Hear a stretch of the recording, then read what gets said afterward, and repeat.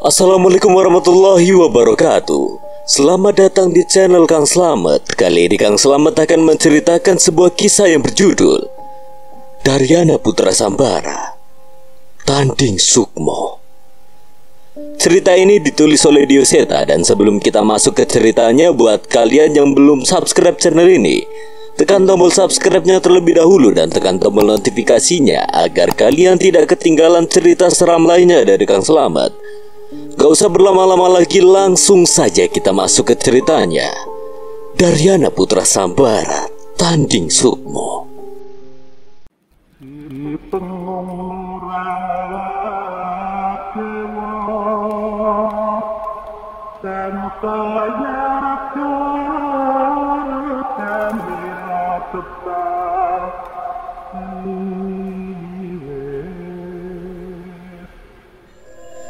Sisa malam itu kami gunakan untuk beristirahat dengan bergantian berjaga. Setelah mengetahui kematian Buto Geni dan Badalungan itu, Patih Jetayuwungu pasti geram. Kami tidak tahu ia akan semakin berhati-hati pada kami atau malah semakin mengamuk dan mengirimkan sosok yang lebih mengerikan lagi. Saat memikirkan hal itu, kupikir aku akan kesulitan untuk memejamkan mata. Namun ternyata rasa lelahku yang sudah menumpuk membuatku benar-benar kehilangan kesadaran dan sulit untuk tidak memejamkan mata. Pagi itu aku terbangun dengan matahari yang bersinar terang menghangatkan tubuhku. Terlihat Mas Brasma sudah berada di depan menjaga salah satu reruntuhan rumah tua yang kami gunakan untuk beristirahat. Baswara sudah terbangun. Ia berada di samping tubuh Pade Indra dan mengobati luka-luka yang terus muncul di tubuhnya. Di saat kita beristirahat, Bapak masih terus bertarung tanpa henti di alam sana. Tenangkan hatimu, Baswara. Saatnya kita kembalikan roh Pakde dengan pusaka ini. Ya, tapi tidak sekarang. Daryana, kita belum siap akan resikonya. Mendengar itu, aku hanya memandang pusaka yang kudapatkan dari rawa demit itu. Ternyata walau sudah mendapatkan pusaka ini, kami tidak bisa sesegera itu menyelamatkan Pakde. Ada kabar baik, istana aman. Setelah kematian Buto Geni, tidak ada serangan makhluk berarti lagi di istana. Mas Brasma masuk ke dalam rumah setelah mendapatkan laporan dari salah satu utusan yang menemukan tempat ini. Empu Radu, Mas Sadewa dan Mas Mardaya, mereka selamat. Saat ini mereka kembali menghimpun kekuatan dari prajurit-prajurit yang selamat. Aku menghela nafas lega mendengar berita itu. Mengingat bagaimana kondisi istana saat kami tinggalkan kemarin, aku benar-benar cemas. Seperti biasa, kalian memang panglima yang bisa diandalkan. Mengapa kau tidak mau mengambil posisi patihmu, Brasma? Walaupun ayahmu menawarkanku, aku tahu bahwa ayahmu masih membutuhkanku sebagai panglima. Baswara, saat aku mengambil posisi patih, maka aku akan bertanggung jawab untuk sebuah wilayah. Itu artinya aku tidak akan bisa mengikuti pergerakan ayahmu. Sudah kuduga, Mas Brasma memang memiliki kapasitas sebagai seorang patih, tapi aku tidak menyangka bahwa ia akan menolak penawaran menggiurkan itu. Aku tidak mengerti jalan pikiranmu, Brasma. Tapi dengan begitu, aku bisa yakin bahwa Bapak ada di antara orang-orang yang bisa membuatnya aman.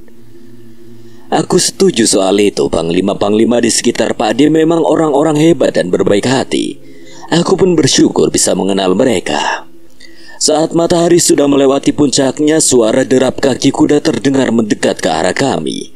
Pasukan berkuda yang dipanggil Mas Brasma pun datang dengan membawa sebuah kereta kuda. Kita persiapkan semua.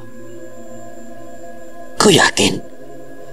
Raja Indrajaya harus dipulihkan sebelum serangan berikutnya dari sosok di balik Patih Jetayuwungu itu menyerang lagi. Kalau begitu, pilih orang-orang terbaik kita. Kita harus melawan sukma-sukma terkutuk yang terkurung bersama Bapak di alam itu. Baswara mengangguk setuju. Wajahnya terlihat seperti sedang mengingat siapa saja orang-orang yang mungkin bisa membantu kami. Kau juga harus bersiap, Daryana. Apa yang akan kita hadapi bukan perang biasa. kita akan memanggil peperangan di alam lain, sebuah perang gaib yang dikenal dengan nama Tanding Sukmo. Markas pelatihan prajurit kini terlihat begitu tenang. Biasanya tempat ini selalu penuh dengan suara pedang yang beradu dan teriakan prajurit yang memacu dirinya untuk menembus batas-batasnya. Tapi kali ini, semua yang tersisa di tempat ini tengah bersiap untuk hal lain. Simpanlah ini. Ini pusaka yang kujanjikan. Empu Randu memberikan seutas tali pengikat pinggang padaku. Aku melihat tali itu dengan wajah bingung. Aku tidak menyangka bahwa pusaka yang dibuatkan oleh Empu Randu adalah seutas tali. Ini, aku bisa menebar raut wajahmu. Awalnya aku memang berniat membuatkanmu pusaka senjata untukmu. Namun berkali-kali aku mencoba. Tetap saja aku tidak bisa membuat senjata yang lebih sakti dari yang telah diwariskan padamu. Aku merasa bingung dengan apa yang dimaksud oleh Empu Randu. Namun sebelum aku sempat bertanya, Empu Randu menyentuh dadaku dan menutup matanya. Rasa hangat memancar dari tangannya seolah mengalir ke salah satu bagian tubuhku yang tidak dapat kujelaskan. Imaji sebuah keris tiba-tiba tergambar di penglihatanku. Mengetahui aku telah menyadari sesuatu, Empu Randu pun melepaskan tangannya. Beberapa tahun lalu, ada beberapa orang dari tempat yang sangat jauh datang membantu kami untuk menangani pengkhianatan Patih Cetayuwungu. Dan mereka sempat meminjamkan pusaka ini dari ibumu. Saat itu aku sadar bahwa keris pusaka ini sudah dipersiapkan untukmu. Saat kau datang ke istana, aku menyadari ternyata keris itu memang sudah menyatu dengan sukmamu. Keris menyatu dengan sukma? Kenalilah dan rasakan. Keris itu akan menjadi senjata terkuatmu. Senjata yang telah diwariskan oleh seorang raja sejak kau dilahirkan. Aku semakin bingung, tapi jelas aku tahu bahwa Empu Randu tidak mungkin berbohong. Empu Randu pun berpaling meninggalkanku. Sepertinya ia tidak ingin membicarakan lebih banyak lagi agar aku bisa mencari tahu sendiri mengenai pusaka yang tertanam di sukmaku ini. Tali pusaka yang diberikan oleh Empu Randu pun kukenakan di pinggangku. Tidak ada hal yang aneh yang kurasakan sampai saat ini. Aku mencoba menutup mata dan memusatkan kekuatanku. Aku bisa merasakan keadaan di sekitarku dengan lebih tajam. Cahaya, aroma tubuh, suara hingga pergerakan benar-benar dapat kurasakan dengan mudah. Hebatnya lagi, aku semakin bisa merasakan keberadaan sosok gaib di sekitarku dan dengan mudah membedakannya dengan manusia. Kemampuan seperti ini biasanya hanya dimiliki oleh seorang pendekar yang sudah berlatih dan bersemedi selama puluhan tahun. Ini benar-benar sangat membantuku. Empu Randu, terima kasih atas pusaka ini. Empu Randu hanya mengangkat tangannya tanpa menoleh seolah ia berkata bahwa pusaka pemberiannya ini bukan apa-apa. Saat langit mulai memerah, Mas Brasma memanggilku untuk berkumpul bersama panglima-panglima lainnya di hutan yang berbatasan dengan markas prajurit.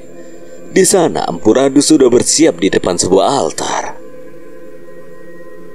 Kali ini kerahkan semua yang kau punya, Daryana Putra Sampara. Tak kusangka kau bisa menemukan pusaka itu di alas Rawa Demit. Janganlah takut, kita pasti bisa menyelamatkan raja. Ucap dari Mas Adewo, Mas Girwana, dan juga Mas Mardaya.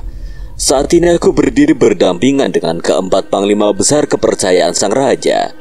Sebuah kebanggaan yang begitu besar untukku. Entah apakah aku pantas atau tidak. Yang pasti semua ini membuatku merasa tidak boleh mengkhianati kepercayaan yang telah mereka berikan. Sebuah batu pusaka dikeluarkan oleh Empu Randu, sebuah benda yang kubawa dari alas Rodemit. Ia meletakkan pusaka itu di altar dan mulai menyalakan kemenyan mengelilingi altar. Bila keris digenggam oleh Empu Randu dan meneteskan darah ke batu keramat itu. Entah mantra apa yang dibacakan oleh Empu Randu, namun saat itu terlihat batu itu bergerak dan mengeluarkan kekuatan hitam. Empu Randu menggenggam batu itu dan terlihat kesakitan. Mas Brasma hendak mendekatinya, namun ia mengangkat tangan satunya dan melarang siapapun untuk mendekat. Raja Indrajaya, dia masih berada di sana. Empu Randu tersenyum menahan sakit. Sepertinya ia berhasil menemukan keberadaan roh Pak De Indra. Entah kami harus merasa bagaimana saat ini. Satu sisi kami merasa lega bahwa roh Pak De Indra benar-benar berada di alam itu. Namun kami juga belum bisa memastikan bahwa hal ini akan berhasil. Asap hitam mulai mengepul dari batu itu dan menyelimuti Empu Randu. Mas Brasma dan panglima yang lainnya mulai menggenggam senjatanya dan bersiap. Senja pun mencapai puncaknya, jingga di tempat ini terlihat memerah pekat, seolah menandakan akan terjadinya mara bahaya. Bahkan aku buka sekarang. Seketika terasa hembusan angin menyebar ke seluruh wilayah ini dari batu itu. Suasana hening sejenak sebelum akhirnya altar itu memuntahkan kekuatannya begitu besar. Darah, aku mencium bau darah. Aku ingin membunuh. Berbagai suara muncul bersama sosok makhluk-makhluk mengerikan dari balik asap itu. Seolah merasakan bahaya, Mas Mardaya mendahului menghalang sosok makhluk menyerupai manusia yang bertubuh kekar dan berkulit hitam itu, yang memiliki dua wajah dan bersenjatakan tulang yang berwarna hitam pekat. Sebuah serangan darinya mementalkan Mas Mardaya yang memiliki fisik yang kuat itu. Sial, sosok sekuat itu muncul lebih dulu. Tahan setan-setan yang muncul! Mas Brasma memerintahkan seluruh pasukan yang ia bawa untuk menghadapi perang ini. Panglima lainnya ingin membantu Mas Mardaya, namun mereka sadar bahwa mereka harus bersiap akan munculnya makhluk lain yang lebih mengerikan. Asap hitam mengepul semakin besar, suara teriakan, tawa dan ancaman terdengar begitu riuh. Aku menyaksikan Empu Randu berada di tengah-tengah makhluk-makhluk mengerikan itu, tapi di tengah kecemasanku, aku mendapatkan sebuah firasat. Putra! Masa Dewa berteriak menahanku yang tiba-tiba berlari ke kepulan asap. Mas Brasma yang mengetahui perbuatanku memilih untuk mengikutiku. Jangan gegabah, Putra. Tidak, Mas. Aku merasakannya. Ketika Mas Brasma dan panglima lain menyadari maksudku, mereka pun ikut berlarian menyusul menuju gumpalan asap itu. Tetapi di hadapanku tengah berdiri sosok makhluk kurus setinggi pohon yang bersiap menangkapku. Jangan berani-beraninya kau sentuh bocah itu. Mas Girwana melemparkan tombak tepat ke arah kepala makhluk itu hingga makhluk itu terjatuh. Belum sempat berterima kasih, tiba-tiba sebuah bola api besar melayang bersiap menghantam tubuhku. Sebuah pedang melayang meledakkan bola api itu sebelum sempat mendekatiku. Pergi, biar kami yang urus setan-setan ini. Saat itu aku dan Mas Brasma memasuki kepulan asap itu. Suara pedang dan teriakan mulai terdengar. Prajurit-prajurit istana mulai menghadapi setan-setan yang muncul dari balik asap. Aku tak dapat melihat dengan jelas, bahkan aku pun kehilangan jejak Mas Brasma. Namun firasatku tepat. Instingku mengantarkanku ke arah seseorang yang tubuhnya penuh dengan luka, namun terus bertarung di antara kepungan setan-setan di sekitarnya. Setan-setan itu mengeroyoknya, memeganginya, dan salah satu dari mereka hendak menusukkan tanduknya pada orang itu. Jangan sentuh adekku! Dengan pedang pusaka mata Raja Wali pemberian Empu Randu, aku menghadang setan bertanduk itu dan membelah tubuhnya menjadi dua. Putra! Pak De Indra kaget melihat keberadaanku. Sepertinya ia belum sadar bahwa rohnya telah kembali ke alam manusia. Kita pergi, Pak De. Aku menghalau setan-setan bertubuh busuk yang memegangi Pak De. Pak De tahu ini bukan saat yang tepat untuk menanyakan apa yang terjadi. Saat itu ia mengikuti arah kemana aku berlari hingga keluar dari kepulan asap itu. Suara pedang beradu dan keriuhan di luar semakin terdengar. Aku pun mulai panik saat melihat tempat ini sudah dipenuhi ratusan setan yang terus bermunculan dari asap hitam itu. Itu Raja! Kita berhasil! Jangan bodoh, bencana ini baru saja dimulai. Pada Indra menyangkal pertanyaan prajurit-prajurit itu. Saat itu beberapa prajurit bergerak lincah menyingkir, menghalau setan-setan hingga terbentuk sebuah jalur untuk Pak De lalui. Bagus Dardiana, ikuti aku, Yang Mulia. Saya akan antarkan ke tubuh Yang Mulia. Pak De Indra mengerti dan mengikuti Mas Sadewa, namun ia terhenti sejenak. Di mana Brasma? Benar juga, aku kehilangan jejak Mas Brasma saat memasuki asap hitam tadi. Seketika aku pun khawatir dengan apa yang terjadi dengannya. Belum sempat mendapatkan jawaban, tiba-tiba altar itu membuat sebuah ledakan dan menghempaskan kepulan asap hitam yang menyeliputinya. Bersamaan dengan itu, terlihat tombak Mas Brasma terbang dan terjatuh menancap di tanah. Itu... Seorang prajurit menyadari kedatangan dua manusia dari balik kepulan asap. Mpu Randu, Mas Brasma! Aku berlari menyusul mereka yang kembali dengan langkah tertatih. Pak De Indra yang menyaksikan keadaan itu kembali berpaling meminta Mas Girwana untuk mengantarkanku ke dekat tubuhnya. Mas Brasma menunjukkan kecekatan luar biasa. Ia berhasil menyelamatkan Mpu Randu sebelum keadaan semakin memburuk. Mundur Brasma, biar kami yang menahan mereka. Pastikan Raja dalam kondisi baik dan cari cara untuk menangani ini. Teriakan Mas Mardaya dibalas dengan agukan terima kasih dari Mas Brasma. Sial, kekacauan ini terlalu mengerikan. Apa yang kami hadapi bukan sekedar sekumpulan setan, tetapi pemindahan kerajaan Demit ke alam ini. Saat asap hitam itu perlahan pudar, terungkap altar tempat ritual Mpu Randu tadi telah hancur, digantikan oleh bangunan-bangunan candi tua yang menyeramkan. Aku berusaha mengatur nafasku, berusaha mempelajari situasi ini. Apakah mungkin prajurit manusia biasa menghadapi kerajaan Demit yang membawa berbagai kutukan ini? Malam telah melewati puncaknya. Kobaran api menyala di antara hutan yang menyatu dengan candi-candi tua yang muncul bersama sekumpulan dedemit dari alam lain. Sejenak aku berpikir, apakah yang kami lakukan adalah sebuah kesalahan? Aku mencoba mencari jawaban, namun saat aku menoleh ke arah Pak De Indra, aku menyadari bahwa sebuah pertaruhan diperlukan untuk hal yang besar. Ini bukan tentang menyelamatkan satu nyawa, namun ini adalah tentang menyelamatkan seseorang yang seperti keluarga bagiku, seorang raja bagi rakyatnya, dan menyelamatkan sebuah kerajaan. Mas Mardaya, katakan kalau kita punya rencana untuk menghadapi mereka semua. Tentu saja. Brasma menjabarkan beberapa, namun sepertinya rencana yang ia jabarkan tidak akan berhasil untuk melawan makhluk-makhluk itu. Aku pun menoleh ke arah setan-setan itu dan menelan ludah saat mereka mulai terlihat dengan jelas. Kerajaan Demit di hadapan kami. Tubuh sosok ular raksasa sudah menguasai hutan. Beberapa raksasa seukuran candi sudah berjaga, namun ada satu kekuatan yang mengerikan yang memimpin mereka semua. Namanya Prabu Jagaraksa. Dia raja yang menumbalkan rakyatnya demi menjadi iblis.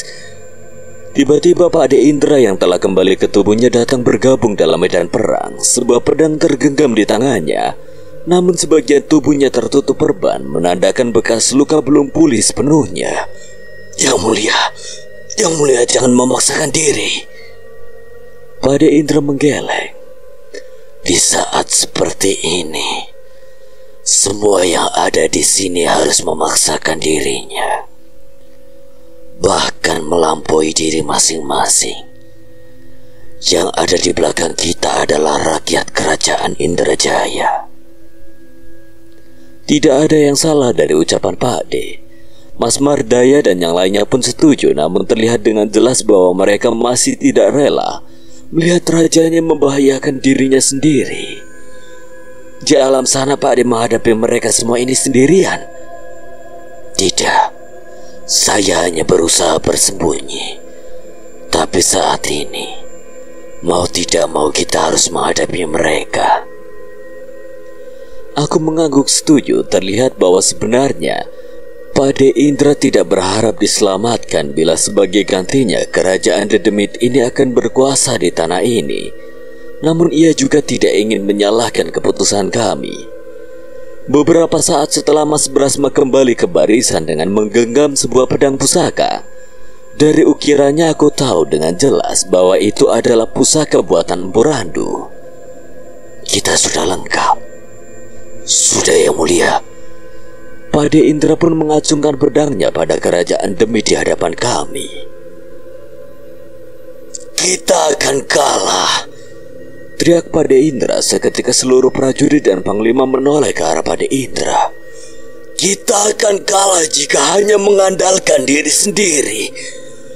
Tapi hasilnya akan berbeda jika kita bertarung dengan hasrat untuk melindungi keluarga kita, rakyat kita, dan siapapun yang ada di sebelah, hadapan, belakang kalian. Kita bertarung bukan dengan kekuatan yang kita latih, tapi kita bertarung dengan segala hal yang dipercayakan oleh Sang Pencipta pada kita hingga saat ini. Bawalah tujuan kebijakan dari setiap serangan yang kalian lontarkan, dan kita akan menang. Seketika ucapan itu disambut dengan teriakan para prajurit terpilih yang menjadi bersemangat. Kobaran semangat itu juga memancing perhatian prajurit setan itu dan memecahkan pertarungan. Setan-setan bersayap pun berterbangan, namun pusaka pemanah dari belakang kami dengan sigap meluncurkan anak panah dengan ujungnya yang terbakar api dan menembus tubuh mereka. Jelas api dari anak panah itu bukanlah api sembarangan. Aku menoleh dan mendapati Empu Randu telah mempersiapkan sebuah tungku besar dengan api yang menyala. Ia benar-benar bertanggung jawab membuat agar semua senjata kami bisa berguna menghadapi makhluk-makhluk halus mengerikan ini. Melihat hal itu, sosok yang Pak disebut dengan nama Prabu Jogoreksa itu geram dan memutuskan untuk ikut ke medan pertempuran.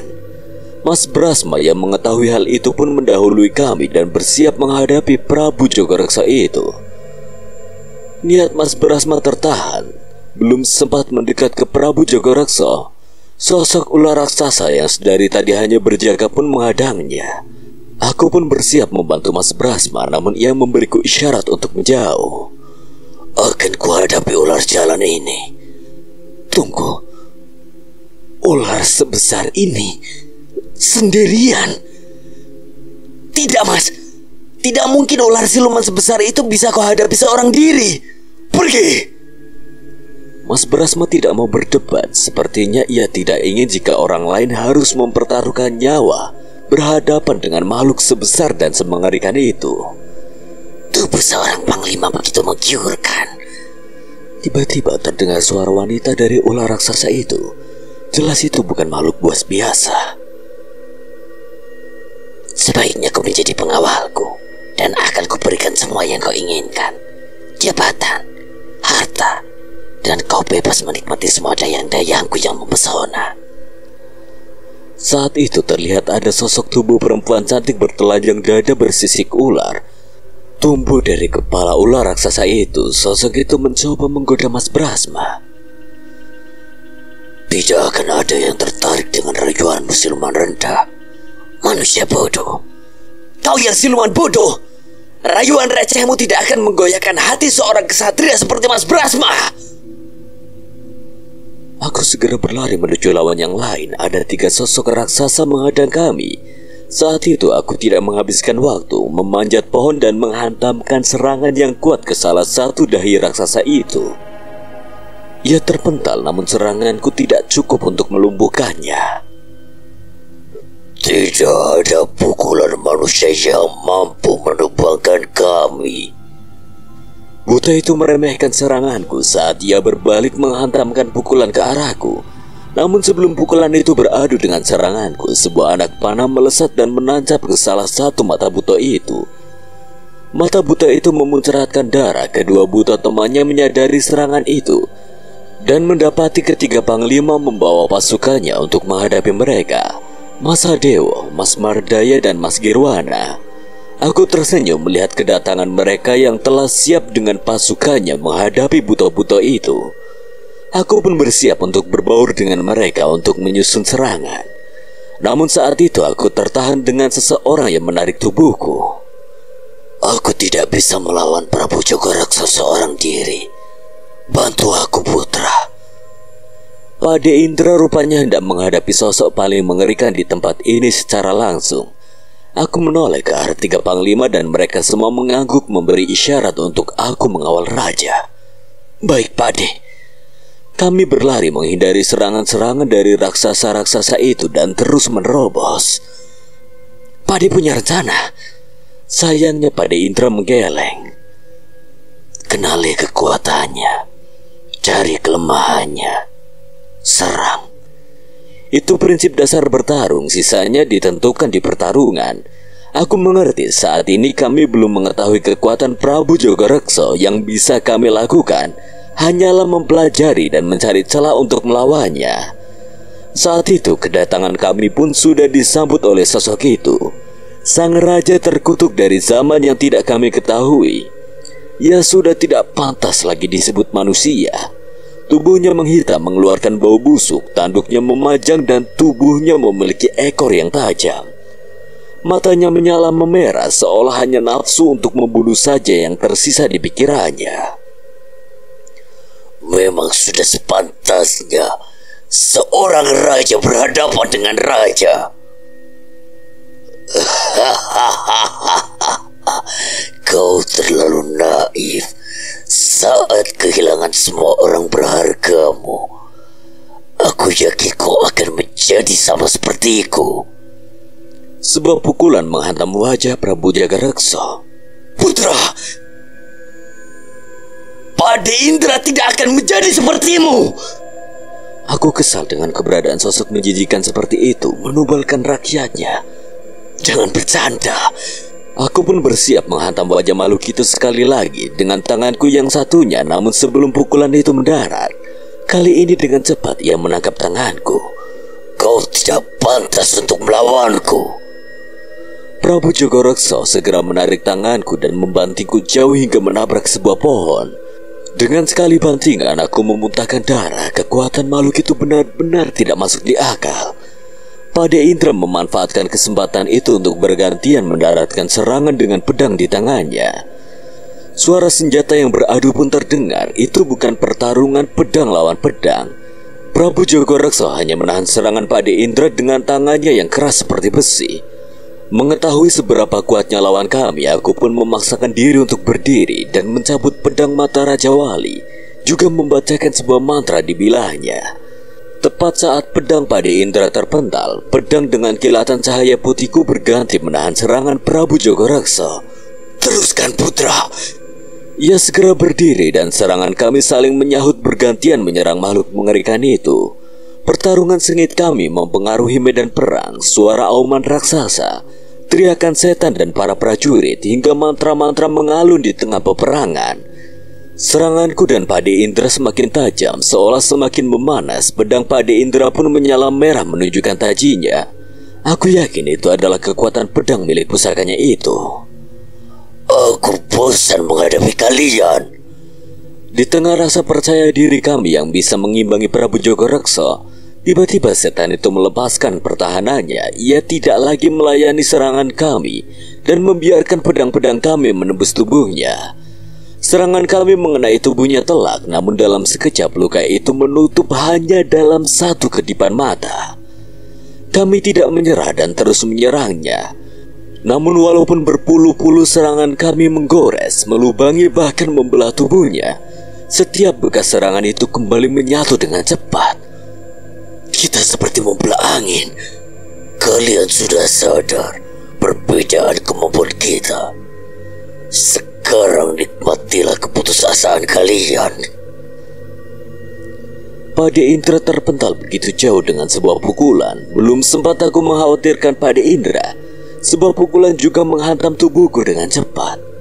Aku dan Pade Indra memuntahkan darah, namun kami berdua segera memaksakan diri untuk menghadapinya lagi. Sayangnya hal yang sama tetap terjadi. Ajian pelindung ragaku tidak berkutik melawan pukulan mengerikan makhluk itu.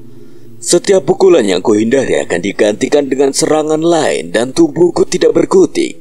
Aku pun memutuskan menggunakan senjata pamungkasku untuk mengalahkan makhluk itu. Dengan sedikit menunduk, aku mengincar titik energi terlemah makhluk itu di dada. Aku menggenggam pedangku di dada dan mengarahkan ujungnya ke makhluk itu. Seluruh kekuatan dari tubuhku mengalir dari ujung kaki hingga mencapai ujung pedang mata Raja Wali, hingga kilatan putih membara di pusakaku ini. Dengan restu Sang Pencipta cahaya, musnahlah! Aku pun melesat menyerang tepat ke dada makhluk itu sebelum ia sempat menahannya. Seranganku mengoyak tubuhnya, membakar bekas serangannya hingga tubuh terkutuk itu berlubang dan terbakar. Raut wajah Prabu Jogoreksa berubah, seranganku berdampak padanya. Namun tangannya masih mampu bergerak dan menangkap wajahku. Kurang ajar! Ia mengangkat wajahku dan membantingku ke tanah. Aku mengira setelah terbakar lukanya tidak dapat lagi menutup, namun aku salah. Semua luka itu kembali pulih tanpa sisa. Kau terlalu berbahaya jika dibiarkan hidup. Prabu Jogoreksa terbakar amarah dan mengangkat kembali tubuhku hingga terdengar suara retakan dari tulang-tulangku. Tenagaku terkuras, tubuhku hancur. Sekuat tenaga aku berusaha menghindari Prabu Jogoreksa, namun aku kembali terjatuh. Daryana! Mas Mardaya menyadari keberadaanku. Prabu Jogoreksa mendekat. Kali ini kuku-kukunya terlihat semakin tajam, seolah siap melubangi tubuhku. Tidak! Aku tidak boleh mati sekarang. Aku hanya bisa berteriak dalam hati, namun tubuhku tidak sejalan dengan keinginanku. Tapi sebelum kuku-kuku itu merobek tubuhku, pedang yang merah menyala menghalau Prabu Jogoreksa. Jauhi bocah itu. Pedang pusaka itu melayang dan menari-nari menghalau setiap serangan Prabu Jogoreksa. Jelas itu ilmu Pade Indra. Nyawaku terselamatkan. Makhluk itu kerepotan dengan jurus Pade Indra yang mematikan itu. Namun aku merasakan sesuatu pada jurus itu. Itu adalah jurus yang tangguh. Bahkan pedang Pade bisa memecah menjadi beberapa dan bersatu kembali. Setiap luka yang menggores Prabu Jogoreksa membutuhkan waktu untuk menutup dengan serangan itu. Sepertinya kali ini Pade akan berhasil. Tapi saat aku merasa harapan kemenangan, aku melihat keanehan pada tubuh Pade. Itu bukan jurus biasa. Jurus itu menguras nyawanya. Pade, hentikan! Pade bisa mati! Sebuah batu dengan kobaran api muncul dari tangan Prabu Jogoreksa dan menghantam tubuh Pade Indra. Pade Indra terpukul mundur, namun ia masih enggan menghentikan jurusnya itu. Pade, sudah hentikan! Aku ingin berlari menahan Pade, namun tubuhku seperti pecundang yang tidak bisa melangkah sedikit pun. Tugasmu sudah selesai, putra. Kau sudah mengorbankan tubuhmu. Bagaimana aku bisa menghadap pada Widarpa setelah membiarkanmu seperti ini? Saat itu rambutnya mulai memutih, tubuhnya semakin pucat, namun pecahan pedangnya semakin banyak hingga Prabu Jogoreksa tidak memiliki waktu untuk menyembuhkan dirinya. Brengsek kau Indrajaya! Ia pun memanggil bara api yang lebih banyak dan menyerang tubuh Pade Indra dengan bertubi-tubi. Pade Indra terjatuh, tersungkur dan tubuhnya penuh dengan luka. Tapi ia enggan menghentikan ilmu itu. Sudah Pade, sudah! Aku tidak ingin Pade mati! Kematianku tidak ada artinya bila berhasil menyelamatkan pejuang seperti kalian. Aku kesal. Aku sungguh kesal dengan kelemahanku yang tidak mampu berbuat apa-apa di dalam keadaan seperti ini. Menyelamatkan? Seranganmu memang menyakitkan. tapi tidak akan bisa membunuhku. Di tengah pengorbanan Pakde, Prabu Jogorekso merobek dadanya dan mengambil gumpalan darah hitam dari tubuhnya. Ia meneteskannya ke tanah dan seketika terdengar suara teriakan dari dalam bumi. Hadapilah keputusasaan. Saat itu, Prabu Jogorekso memunculkan raksasa besar yang tubuhnya hampir menutupi sebuah candi yang megah. Kekuatan mengerikan memancar dari wujud itu seolah ia mampu memusnahkan sebuah kerajaan dalam waktu sekejap. Itulah wujud ilmuku. Hadapilah jika kau sanggup. Itu pun jika nyawamu masih tersisa. Wajah Pakde Indra berubah seketika. Pengorbanan sang Raja Indrajaya pun dipecundangi. Tubuh Pakde Indra babak belur, rambutnya memutih, wajahnya pucat pasi melihat seberapa mengerikannya lawan yang kami hadapi ini. Melihat wajah putus asa seorang raja memang menyenangkan. Aku memukul tanah tak mampu menahan kekesalanku. Mas Brasma terlihat hampir sampai pada batasnya. Sementara 3 panglima lainnya mulai kehabisan pasukan melawan ketiga buto yang masih berdiri itu. Berakhir di sini. Wajah Pakde Indra benar-benar mengenaskan. Aku tak mampu memandangnya, tapi di tengah keputusasaan itu, tiba-tiba sebuah keris melesat dan menancap di tanah. Yang aku tahu seorang Raja Indrajaya tidak pernah menunjukkan wajah seperti itu, bahkan saat melawanku dulu. Seorang pria tua berambut panjang yang telah memutih berjalan menghampiri keris yang sampai duluan ke hadapan Pakde. Siapa? Pakde Indra tidak dapat melihat dengan jelas sosok itu, namun tidak mungkin aku tidak mengenalinya. Bapak! Sungguh, aku tidak menyangka Bapak akan muncul di tempat ini. Prabu Jogorekso bertatapan dengan Bapak, namun Bapak lebih memilih untuk mencabut kerisnya di tanah dan menempelkannya di dahi. Widarpa! Pakde Indrajaya mulai tersadar siapa sosok yang muncul di hadapannya. Bapak pun menggoreskan keris Sukma Geni pada tangannya dan meneteskan pada bilah keris itu. Darah itu berubah menjadi api yang menyala dan menetes di tubuh Pakde. Rakyatmu masih membutuhkanmu.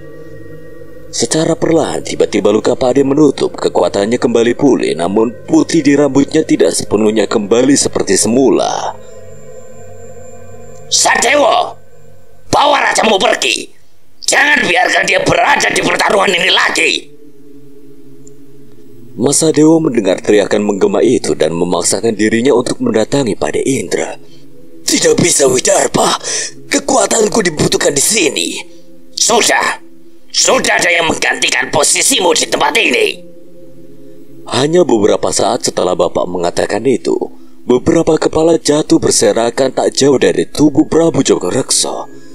Aku tidak menyadari maksud dari hal itu, namun raut Prabu Jogorekso seperti berubah. Ada seseorang yang datang menyusul setelah melemparkan kepala-kepala itu.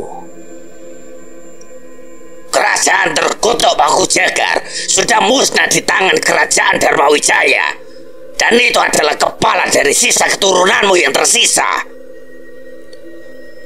Mengetahui hal itu, wajah Prabu Jogorekso menjadi merah padam. Aku menoleh ke arah seseorang yang membawa kepala-kepala itu dan menyadari bahwa ia adalah Baswara yang bergegas menghampiri ayahnya. Bangun, pertarunganmu masih belum selesai. Bapak meneteskan api putih dari keris Sukma Geni pada tubuhku. Semua luka dan tenagaku pun kembali pulih. Sungguh aku tidak ingin memperlihatkan kegagalanku seperti tadi kepada Bapak lagi. Ayah, biar kami yang mengakhiri pertarungan ini. Tidak bisa, Baswara. Pergi. Kau masih memiliki peran lain. Kau harus selamat. Aku masih membutuhkanmu untuk menghentikanku dan membunuhku suatu saat nanti. Perkataan itu keluar dari mulut Bapak tanpa ragu. Ucapannya pasti tentang ajian Segoro Demit yang mempercayakan nyawanya pada Pakde Indra ketika ajian itu merenggut kesadarannya.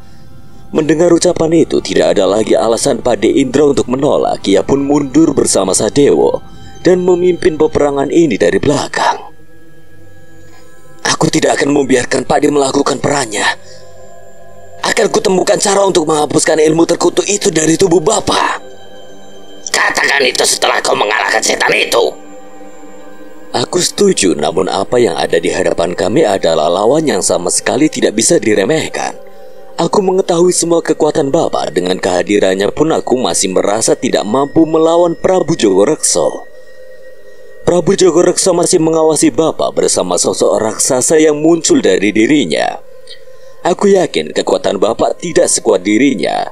Namun mengapa ia begitu takut dengan Bapak? Prabu Jogorekso terlihat memfokuskan dirinya menarik kekuatan hitam dari tubuhnya. Kau tidak bisa dimaafkan. Kekuatan hitam itu berubah menjadi asap dan melahap ketiga buto dan siluman ular yang berhadapan dengan Mas Brasma. Aku bingung dengan apa yang terjadi, namun Baswara mendekatiku. Dia adalah leluhur Trapaku Jagar yang menguasai ilmu abadi. Karena tidak ada yang mampu membunuhnya, ia dikurung di alam yang hanya dapat dijembatani oleh pusaka Rawa Demit itu. Abadi? Aku tidak menyangka ilmu itu benar-benar ada di alam ini. Baswara menceritakan bahwa Prabu Jogorekso melakukan perjanjian dengan salah satu dewa. Ia akan mendapatkan ilmu untuk hidup abadi dengan syarat bertarung di sisi Kurawa saat peperangan di tanah Kurusetra. Ia menyetujuinya, namun keabadian yang ia miliki tidak cukup untuk bertahan di peperangan yang begitu dikdaya. Ia tidak bisa mati sehingga ia dikurung di alam yang tersegel dengan pusaka Rawa Demit. Melalui pati-pati pengkhianat itu, Trapaku Jagar berusaha mencari cara menyelamatkan leluhurnya itu, sekaligus mengumpulkan kekuatan untuk kejayaan kerajaannya lagi. Salah satunya adalah mengirim Padi Indra ke alam yang sama untuk memancing kami membuka gerbang gaib yang mengurung Prabu Jogorekso. Tapi keabadiannya dimiliki oleh Prabu Jogorekso tidak diimbangi dengan tubuhnya. Tubuhnya akan terus terkikis oleh umur. Untuk melanjutkan keabadiannya, ia harus mengganti tubuhnya dengan tubuh keturunannya. Berarti itu alasan kau menghabisi para penerus Trapaku Jagar? Baswara mengangguk. Ia mengaku sudah mengetahui legenda mengenai sosok abadi Prabu Jogorekso sejak ia kecil. Namun ia tidak pernah menyangka bahwa sosok abadi itu benar-benar ada. Jangan besar kepala. Keturunanku tidak hanya berada di kerajaan Paku Jagar. Saat mengetahui takdirnya, mereka akan membangun kembali kerajaan Paku Jagar. Prabu Jogorekso mulai mengumpulkan pasukannya. Kali ini hanya ada Prabu Jogorekso, raksasa perwujudan jiwanya, dan sosok setan-setan pengikutnya yang semakin kuat. Brasma, berikan ruang untuk kami bertiga melawan Prabu Busok ini. Serahkan padaku. Mas Brasma segera bergegas memberi perintah pada ketiga panglima lainnya. Tak membutuhkan waktu lama sampai keempat panglima dan prajurit mereka berbenturan dengan setan-setan pengikut Prabu Jogorekso. Kini tinggal kami bertiga. Bagaimana kita melawan raksasa itu, Pak? Baswara, urus raksasa itu. Baik, Guru. Tunggu, Guru. Sejak kapan Bapak menjadi guru Baswara? Guru. Sebelum kau belajar berjalan, ayahmu sudah menjadi guruku. Aku tak menyangka bahwa Bapak pernah memiliki seorang murid, dan ia adalah pangeran kerajaan Indrajaya. Wandharma, aku membutuhkan kekuatanmu lagi. Saat itu suara-suara kera terdengar mengelilingi hutan ini. Wandharma, itu adalah sosok kesaktian dukun bangsa Wanara, raksasa yang tersegel di desa yang pernah kami datangi. Tiba-tiba kabut putih membentuk pusaran dari tempat Baswara membentuk ritual. Ada bayangan sosok roh kera berselendang besar di pusat putaran itu. Baswara terjatuh dengan besarnya energi yang ia keluarkan untuk memanggil Wandharma. Namun kali ini ia terlihat lebih siap dan kembali bangkit. Selain Pangeran Indrajaya, Pangeran Dharmawijaya juga murid Bapak. Saat kalian bertemu itu artinya kalian terikat saudara seperguruan. Mungkin mereka yang akan berada di sisimu di pertarunganmu kelak. Aku mengerti. Entah mengapa ucapan bapak membuatku sedikit tenang. Rupanya walaupun aku anak satu-satunya, bapak sudah mempersiapkan orang-orang yang akan berjalan berdampingan memenuhi takdirku kelak. Aku menoleh pada pusaran api besar muncul dari sosok Wandharma dan beradu dengan raksasa perwujudan Prabu Jogorekso itu. Raksasa itu terbakar, namun lukanya kembali menutup dengan cepat. Bapak akan menghadapi wujud fisik Prabu Jogorekso. Kau habisi sukmanya. Sukmanya? Prabu Jogorekso bukannya tidak bisa dikalahkan, tapi ia selalu bisa memindahkan nyawanya ketika wujud. Tubuh manusia, tubuh raksasa, dan juga tubuh sukmanya. Saat ketiganya mati, maka ia tidak akan bisa memulihkan wujudnya. Aku mengerti maksudnya. Namun, menghadapi sukma... Bapak, bagaimana caraku menghadapi sukma Prabu Jogorekso? Bapak menepuk dadaku dan sekali lagi aku merasakan gambaran sebuah keris. Keris Rogo Sukmo adalah pusaka yang pencemburu. Ia tidak akan muncul jika kau masih mengandalkan senjata pusaka lain. Pikirkanlah caranya sendiri. Bapak memegang dadanya. Aku menyadari perubahan suara jantung bapak. Akan dimulai. Ajian Segoro Demit mulai kembali merasuki bapak. Aku menduga bapak akan memanfaatkannya untuk melawan Prabu Jogorekso. Kau yang menentukan akhir dari peperangan ini. Aku pun memberi isyarat pada Mas Brasma untuk menjauhi pertarungan bapak dengan Prabu Jogorekso. Saat itu terlihat tubuh bapak sudah menghitam dikuasai oleh kekuatan hitam yang merasuki dirinya. Saat itu aku sadar bahwa kekuatan Ajian Segoro Demit memiliki rasa yang sama dengan alam di mana aku mendapatkan pusaka Rowo Demit itu. Suara ledakan terjadi di antara pertarungan Baswara dengan wujud raksasa Prabu Jogorekso. Wujud Wandharma mulai terlihat jelas bersama sekumpulan pasukan kera yang mengiringi pertempuran itu. Terlihat Baswara bersusah payah memadukan serangannya dengan sihir Wandharma yang mampu menyeimbangi kekuatan raksasa itu. Tapi aku sadar bahwa keberadaan Wandharma tidak akan bertahan lama. Dengan Ajian Segoro Demit, bapak mengamuk dan tertawa seperti orang gila mencabik-cabik tubuh Prabu Jogorekso. Pertarungan itu memamerkan sebuah kegilaan antara kedua makhluk yang saling mengoyak tubuh lawannya. Waktuku tidak banyak. Aku mencoba mengerti petunjuk dari bapak dengan melepaskan pedang mata Raja Wali dari tanganku dan berusaha berkomunikasi dengan pusaka yang tersembunyi di sukmaku. Jantungku berdegup. Tepat saat aku melepaskan pusaka itu, bayangan keris itu semakin jelas. Keris Raga Sukma. Aku menyadarinya, rupanya tidak hanya kami. Sejak tadi keris Raga Sukma sudah tidak sabar untuk mengambil perannya di pertarungan ini. Kita akhiri pertarungan ini. Keris Raga Sukma. Dadaku terasa begitu panas. Sesuatu dari dalam sukmaku memaksa keluar hingga di hadapanku melayang sebuah keris pusaka yang menyala. Aku menggenggam keris itu dan seketika bayangan beberapa orang muncul di kepalaku.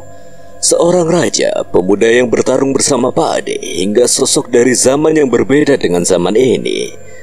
Mereka semua menggenggam keris Raga Sukma ini. Jadi keris ini menghubungkan berbagai zaman.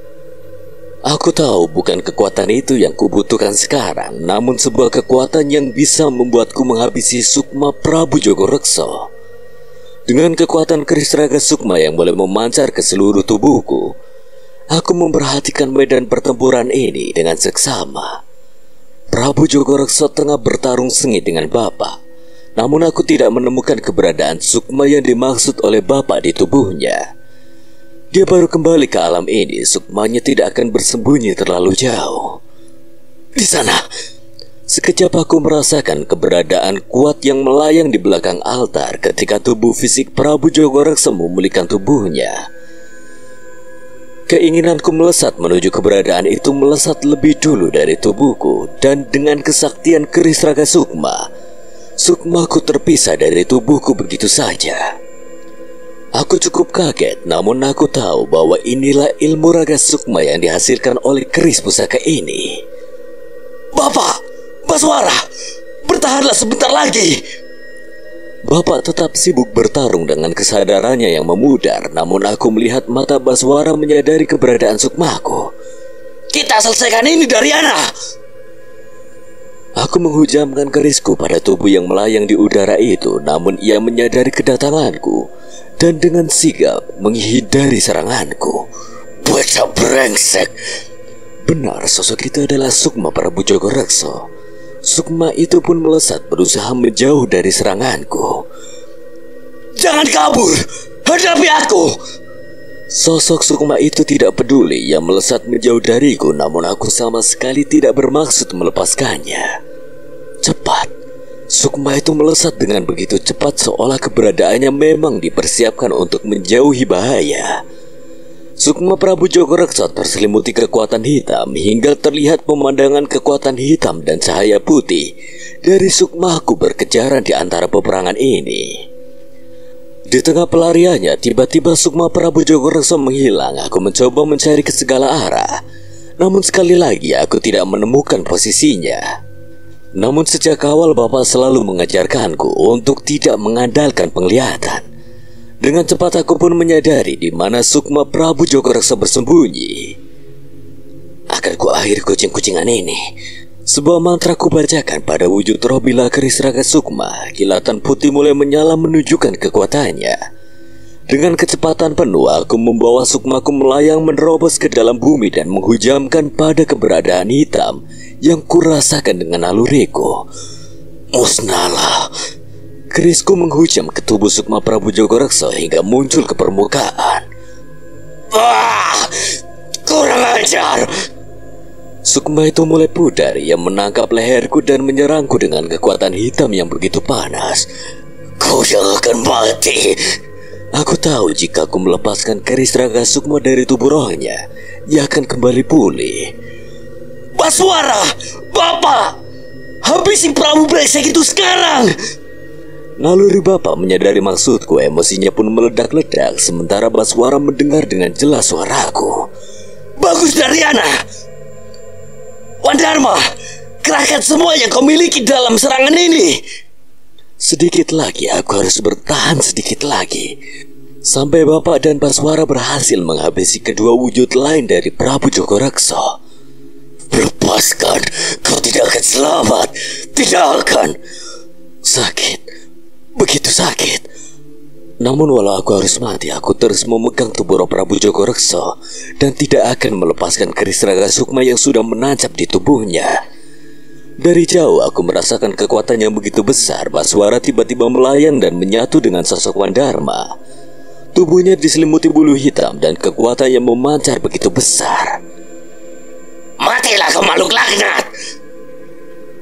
Baswara membawa tubuhnya yang telah menyatu dengan sosok Wandharma itu menghantam wujud raksasa Prabu Jogorekso. Sebuah ledakan menciptakan ledakan besar yang melubangi tubuh raksasa itu. Raungan besar menggema ke seluruh tanah ini bersamaan dengan tumbangnya wujud itu. Namun tidak hanya dirinya, Baswara pun kehilangan kesadaran dan terjatuh di tanah dengan asap yang muncul dari tubuhnya. Ia telah mencapai batasnya. Di sisi lain, gerakan Bapak semakin cepat. Kesadaran alam Segoro Demit mengambil alih tubuhnya hingga amarah menguasainya. Jatuhnya wujud raksasa Prabu Jogorekso membuat tubuh fisiknya semakin lemah dan tidak bisa kembali pulih. Bapak, habisi dia. Sial, lepaskan keris bodohmu. Tidak akan.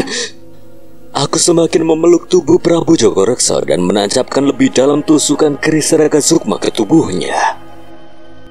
Bapak semakin beringas hingga akhirnya memisahkan tangan Prabu Jogorekso dari tubuhnya. Ia tak berhenti sampai di situ. Tubuhnya yang tidak terkalahkan itu kini terpisah hingga Bapak menyelesaikannya dengan memisahkan kepala Prabu Jogorekso dari tubuhnya. Tepat saat itu terjadi, wujud roh Prabu Jogorekso terbakar dengan kekuatannya sendiri. Tidak mungkin. Aku abadi. Saat itu kekuatanku benar-benar habis hingga tak mampu mempertahankan wujud Sukma dan kesadaranku kembali ke ragaku. Bapak meraung seperti hewan buas yang menyatakan kemenangannya. Aku tak mampu lagi menggerakkan tubuhku dan Baswara pun sudah kehilangan kesadaran. Namun aku cukup tenang saat melihat setan-setan yang bertarung dengan para panglima dan prajurit itu mulai kehilangan kekuatannya dan kehilangan wujudnya. Sayangnya masalah kami belum selesai. Mas Brasma dan ketiga panglima lainnya berkumpul dan menggenggam senjata masing-masing. Mereka bersiap menghadapi sesuatu yang tidak kalah berbahaya di hadapan kami. Mereka berjalan dengan sisa kekuatan menghadapi sosok yang masih dikuasai oleh emosi gelap. Patiwidarpa, tolong sadarlah! Sayangnya teriakan itu justru dibalas dengan geraman penuh amarah. Bapak tak lagi mendapatkan kesadarannya. Ia dikuasai kesadaran dari alam Segoro Demit yang merasuki tubuhnya. Jangan lengah. Kita sudah bersiap bahwa satu saat kita akan menghadapi Patiwidarpa dalam keadaan seperti ini. Tubuh Bapak semakin lemah, namun kekuatan yang mengalir dari tubuhnya justru semakin tidak terkendali. Bapak, bersiap! Mas Brasma berteriak saat Bapak memasang kuda-kuda untuk melesat ke arah mereka. Tapi sebelum pertarungan kembali pecah, tiba-tiba hujan menetes membasahi akhir peperangan ini. Aku merasakan ada yang tidak biasa dengan hujan yang menetes di tanah ini. Samar-samar aku melihat sosok wanita berselendang melayang jauh di atas Bapak. Entah apa yang terjadi, namun di bawah tetesan hujan itu tiba-tiba amukan Bapak mereda. Kesadarannya mulai kembali perlahan. Ia tergeletak di tanah dengan tubuhnya yang penuh dengan luka. Pati! Aku berusaha menguatkan kakiku untuk menghampiri Bapak, namun untuk bertahan berdiri pun rasanya setengah mati. Dalam keadaan ini, samar-samar aku mendengar suara langkah kaki seseorang yang berlari mendekat. Belum selesai, makhluk itu belum mati. Tiba-tiba Empu Randu berlari menghampiri kami. Mendengar teriakan itu, kami pun menoleh pada tubuh Prabu Jogorekso dan melihat sebuah keanehan. Tubuh raksasa, roh dan manusia itu menyatu menggumpal membentuk sosok lain yang mengerikan. Apa? Wajahku pucat mengetahui kekuatan yang memancar dari wujud itu. Keempat panglima pun tidak menyangka dengan apa yang terjadi. Prabu Jogorekso masih hidup. Wajah putus asa muncul di antara mereka. Entah jika benar Prabu Jogorekso masih belum kalah. Dengan apa lagi kami harus melawannya? Apa kau bisa membantu kami? Aku mendengar Bapak menggumam, namun matanya mengarah ke tempat di mana aku sempat melihat sosok wanita yang melayang tadi. Sayangnya aku tidak mendengarkan jawaban dari manapun. Walau begitu, raut wajah Bapak berubah. Ia berusaha untuk duduk dan mengatakan sesuatu yang baru saja ia ketahui. Buka kembali gerbang gaib dan hancurkan pusaka itu. Penjarakan ia sekalian. Seolah mendapatkan jawaban dari sesuatu yang tidak ku ketahui, Empu Randu mendengar ucapan Bapak, tapi sepertinya ia menyadari dari mana Bapak mendapat wangsit itu. Ia pun segera berlari menuju batu pusaka Rawa Demit yang masih tertanam di altar. Empu Randu tidak membuang waktu dan segera membacakan sebuah mantra bersama pusaka belati di tangannya. Semoga temanmu benar bisa membantu kami, Widarpa. Pusaka Rawa Demit terbelah, kepulan asap hitam muncul. Namun sebelum kepulan itu semakin pekat, tiba-tiba hujan semakin deras dan memunculkan kabut putih yang merasuk ke pusaka itu. Ledakan terjadi hingga sebuah gelombang membentuk sebuah lubang. Kami semua menyadari bahwa lubang itu menghubungkan ke alam lain. Kekuatan besar muncul dari lubang itu dan perlahan menghisap kekuatan terbesar yang berada di tempat ini, Prabu Jogorekso. Rencana Bapak berhasil. Aku merasa ada sesuatu yang haus kekuatan dari balik lubang itu hingga menarik keberadaan Prabu Jogorekso ke alam itu. Bagus. Sialnya, baru setengah bagian tubuh Prabu Rekso tertelan. Ia mulai mendapatkan kesadarannya. Sisa-sisa kekuatanku masih cukup kuat untuk menghabisi kalian. Prabu Jogorekso tersenyum. Keabadiannya telah sirna, namun kekuatannya masih begitu besar untuk membangkitkan dirinya. Tidak mungkin. Aku tidak bisa membayangkan semua pengorbanan yang kami lakukan gagal. Kami tetap akan musnah oleh Prabu Jogorekso. Di tengah keputusasaan kami, tiba-tiba suara seekor kuda berlari mendekat ke arah Prabu Jogorekso. Ia mengumpulkan sisa-sisa kekuatan pada dirinya dan mempertaruhkan semuanya pada apa yang akan ia lakukan. Itu Mas Brasma. Mas Brasma, apa yang kau lakukan? Mas Brasma hanya tersenyum tipis. Ia memberi kepercayaan bahwa ini adalah langkah yang benar.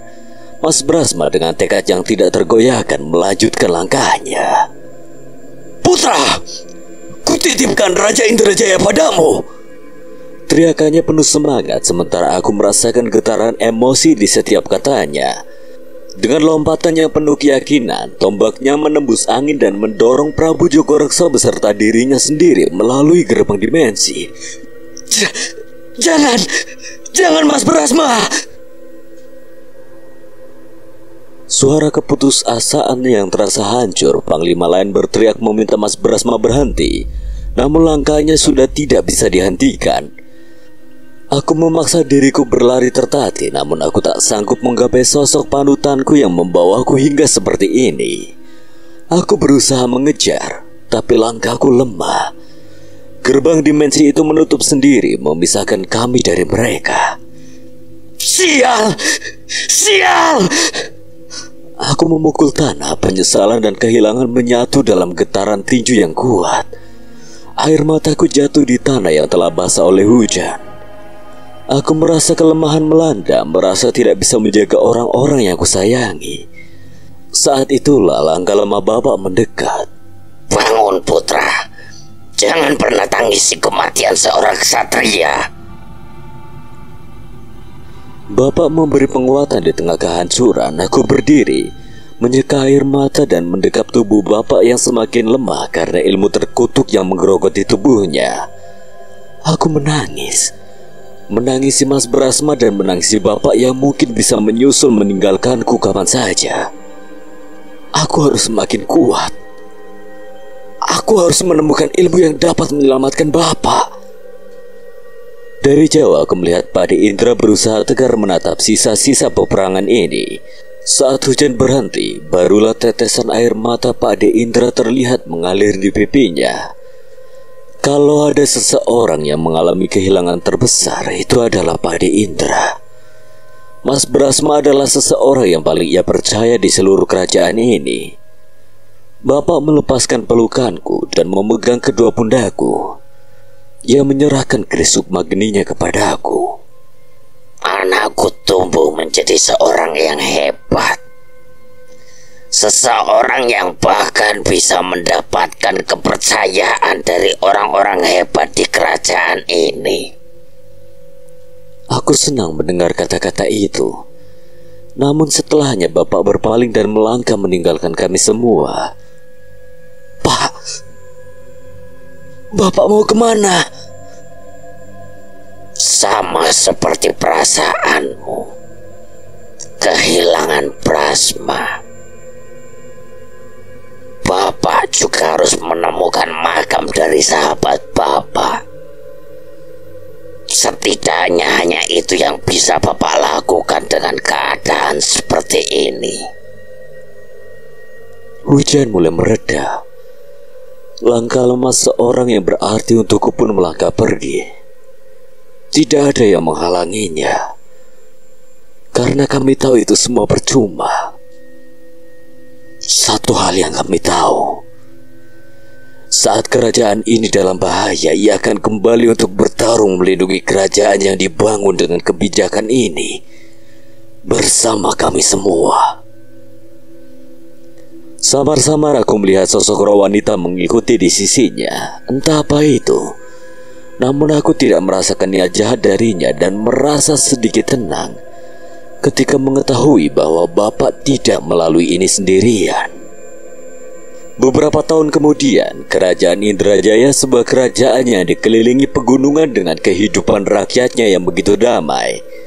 Istananya tidak megah, namun semua kebutuhan rakyat tercukupi dengan layak.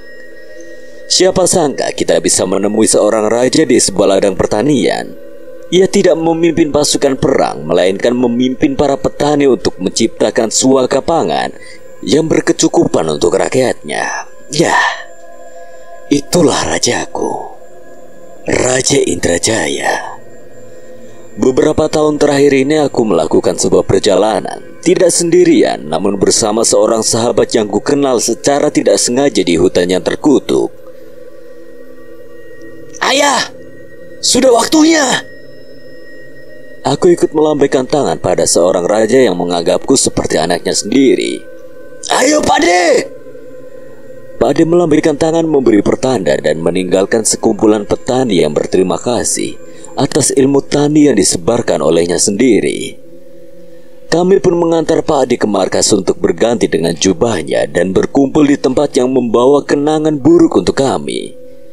Ada seseorang yang tengah bersemedi di batas hutan tempat yang kami datangi ini. Seorang pengrajin pusaka legendaris yang namanya menggema hingga seluruh kerajaan. Bu, dipanggil ibu, disuruh ikut makan. Aku memanggil Empu Randu yang terlihat begitu tegang. Ah, ibumu di sini? Iya Bu, baru aja selesai masak. Kami pun berkumpul dalam sebuah barak besar menikmati masakan ibu yang sengaja ia masak khusus untuk hari ini. Sudah lama ibu tidak masak untuk orang sebanyak ini, putra. Ibu kangen masak di istana lagi? Enggak, putra. Hidup ibu sudah cukup bahagia. Akan lebih bahagia kalau kamu sering pulang ke rumah.